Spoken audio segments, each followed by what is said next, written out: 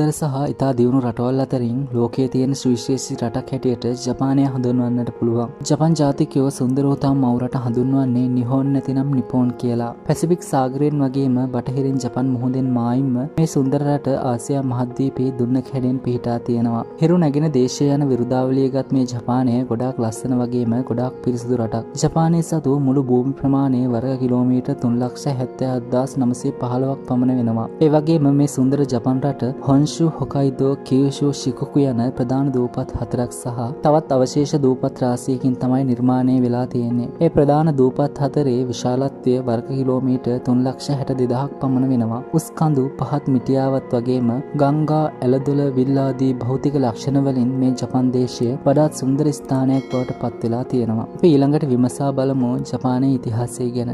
ජපානයේ වසර 10,000ක් පමණ වූ ඉතා දීර්ඝ ඉතිහාසයකට උරුමකම් කියනවා. ඒ බව වුන් පුරාවිද්‍යාත්මකව පවා ඔප්පු කරලා තියෙනවා. ඒ වගේම ජපාන් ඉතිහාසය ගැන විමසීමේදී පුරාණ ග්‍රන්ථ දෙකක් අපට දැක බලා ගන්නට පුළුවන්. ඒවා නම් යසුමරෝ විසින් ලියන ලද කොජිකි නම් ග්‍රන්ථය, ඒ වගේම ජොකෝනෝ සෝජි විසින් හා ඉනිපසිනෝ ගෝතෝ විසින් ලියන ලද නිහොන්ෂෝගේ වංශ කතා. මේ අතීත මූලාශ්‍රවල සඳහන් වන ආකාරයට ජපානය යනු දේව නිර්මිතයක්. ඒ බව ජපන් ජනතාව විශ්වාස කරනවා. ක්‍රිස්තු වර්ෂ 4 වන සියවසේ යපතෝ ගෝත්‍රය යටතේ ජපානයේ ප්‍රථම වතාවට ජාතියක් හැටියට ඒකාබද්ධ වුණා. ඒ වගේම යපතෝ ගෝත්‍රයට අයත් චිම්මු අධිරාජ්‍යය යටතේ නව රාජධානියක්ද බිහි වුණා. 7 වන සියවසේ නරායුගයේදී කොතකු නම් අධිරාජ්‍යය යටතේ රදල ක්‍රමයේ අහෝසි කර රාජ්‍යයට වග කියන ආණ්ඩුකාරවරුන් පත් කළා. නැවත 8 වන සියවස වන විට රාජ්‍ය මූලික සංකල්ප බිඳී ගොස් රදල බලය ඉස්මතු වුණා. ක්‍රිස්තු පූර්ව 36 සිට ක්‍රිස්තු වර්ෂ 1868 1912 නූතන ජපාන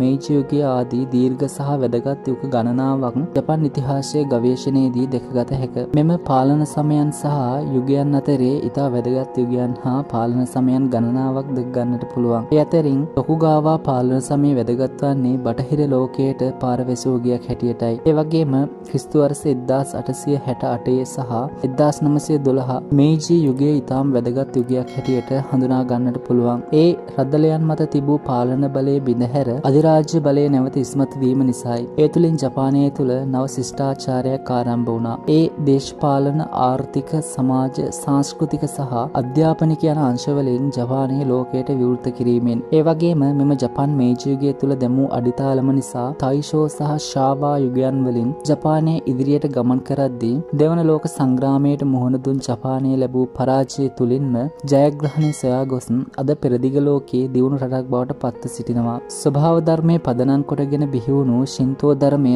ජපන් ජනතාවගේ මුල්ම ආගමයි. දේව විශ්වාසය මත පදනම් වූ මෙම ශින්තෝ ධර්මයට ක්‍රිස්තු වර්ෂ 593 572 අතර කාලය තුලදී කොරියාවේ සිට පැමිණි බුදුදහම මිත්‍රශීලී වුණා. එම නිසා ජපානය තුල පොදු ජන ඇදහිල්ලක් හැටියට බුදුදහම ස්ථාපිත වුණා. නිකායන් කිහිපයකින් සමන්විත බුදුදහමත් ක්‍රිස්තියානි ආගමත් සීමිත ඉස්ලාම් භක්තිකයන් ප්‍රමාණයකුත් ජපානය තුල දක්නට ලැබෙනවා. වැඩවසම් යුගයේ සිට ජපන් ජනතාව අධ්‍යාපනය කෙරෙහි උනන්දුවක් දක්වා තිබෙනවා. එහි විශේෂ දියුණුවක් සටහන් වන්නේ මේජි යුගයේදී. මෝරි අරිනෝරි අධ්‍යාපන අමාත්‍යවරයා පාසල් අධ්‍යාපන ක්‍රමයක් හඳුන්වා දීමත් සමග ජපානයේ අධ්‍යාපනය නව මාවතකට යොමු වුණා. ඉංග්‍රීසි භාෂාව පිළිබඳ එතරම් උනන්දුවක් නැති ජපන් ජාතිකයන් තම මව් භාෂ අභිමානයෙන් සලකනවා. ජපන් භාෂාව ලිවීම සඳහා අක්ෂරමාලාවන් 3ක් දක්නට ලැබෙනවා. ඒවා කංචි, හිරගනා සහ කතකනා ලෙස හඳුන්වනවා. එනට හමුවන පැරණිතම සාහිත්‍ය ලේඛන ලෙස කොජිකි සහ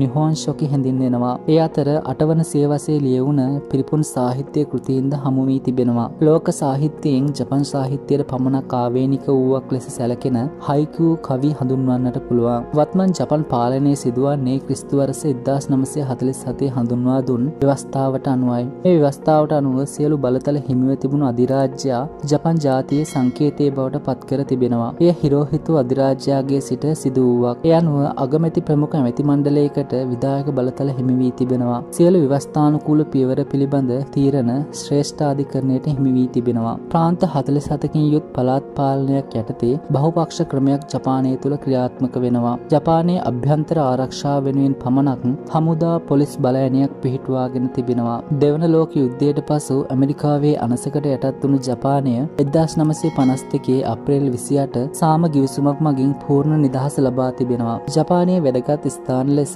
ෆූජි කඳුවැටිය, ටෝකියෝව හා හිරෝෂිමා නාගසාකි හඳුන්වන්නට පුළුවන්. අඩි 12388ක් පමණ උස් වූ ෆූජි කඳුවැටිය කේතුආකාරයක හැඩයක් ගන්නවා. ඒ වගේම ටෝකියෝව වර්තමාන ජපානයේ අගනුවරයි. එය ජපානයේ ප්‍රධාන කාර්මික නගරයද වෙනවා. අහස සිඹින ගොඩනැගිලි වලින් යුක්ත වූ ටෝකියෝව ලෝකයේ ඇති අති දියුණු නගරයන්ගෙන්ද එකක් වෙනවා. මානව ඉතිහාසයේ සනිටුවන් වූ අතිශය ඛේදජනක සිදුවීම වූ ඇමරිකානුවන් විසින් පරමාණු බෝම්බ හෙලා සිදු කරන ලද මිනිස් ඝාතනය හිරෝෂිමා නාගසාකි නගරයන්හි පළවේ තවමත් සටහන් වී තිබෙනවා. ජපානය ස්වාභාවික සුන්දරත්වය අතින් ලෝකයේ ප්‍රමුඛ ස්ථානයක් රඳවා ගන්නා අතර කපුරුමලට හිමිවන්නේ වැදගත් ස්ථානයකි. ක්‍රිසැන්තියම් ලෙස හැඳින්වෙන කපුරුමල ජපානයේ ජාතික පුෂ්පය ලෙස නම් කොට තිබෙනවා. පිරිසිදු බව, කාර්යක්ෂමතාවයේ මත ලෝකයේ ඉහළම ස්ථානයක වැජඹෙන ජපානය ශ්‍රී ලංකාවට දක්වන්නේ අපූර්ව ලෙන්ගතුකමකි. අපි කවුරුත් යන්න හීන දකින සුන්දර ජපන් දේශයේ ඉතිහාසයේ පිළිබඳ තොරතුරු කිහිපයක් අපි මේ වීඩියෝ එකෙන් ඔබට ඉදිරිපත් කළේ. වීඩියෝ එක පිළිබඳ ඔබගේ අදහස් පහලින් කමෙන්ට් කරන්න. වීඩියෝ එක ලයික් කරන්න, ෂෙයා කරන්න අමතක කරන්න එපා. ඔයා තවමත් Planet 9 YouTube channel එක subscribe කරලා නැතිනම් දැන්ම අපිව subscribe කරන්න. අපි මේ වගේ වටිනා අධ්‍යාපනික වීඩියෝස් දාපු ගමන් ඔයා ළඟට ගෙන්න ගන්න notification bell icon එකත් ඔබන්න. Planet 9 සමග එකතු වුණු ඔබට සුබ දවසක්.